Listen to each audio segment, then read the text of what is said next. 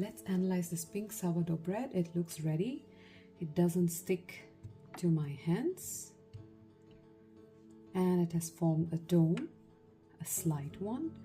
And I'm going to turn it over and I'm going to see if it falls easily. But before I do that, I'm going to add rice flour on the bottom.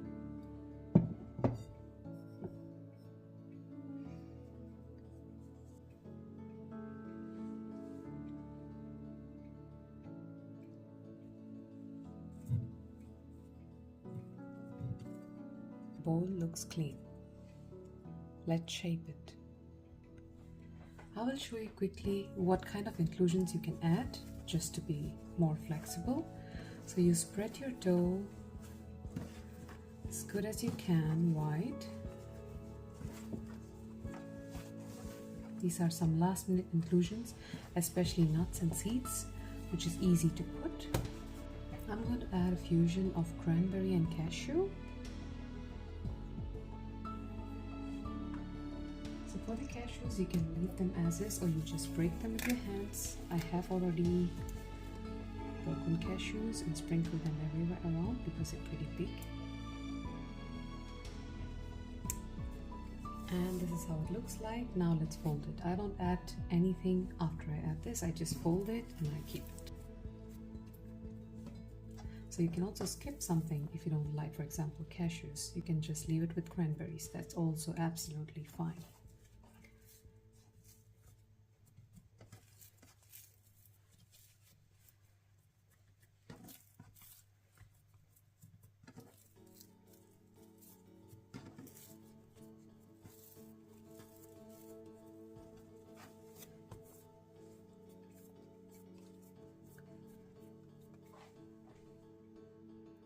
Looks beautiful. Let's put it in the banneton.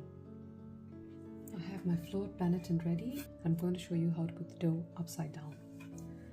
So you've pinched it on the sides, pull it to yourself, let it loose, take it with a bench scraper, flip it, and you put it in.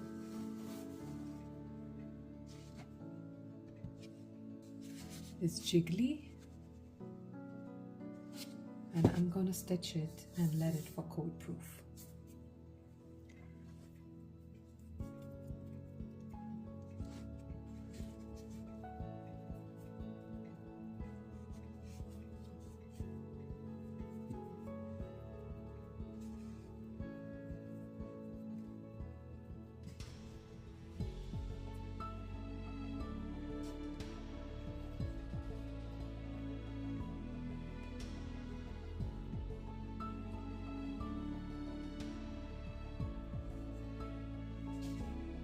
Ready to go. Cover this with a shower cap or a cloth, but make sure that you close it tight so that it doesn't dry out. Let's see how it looks in the morning.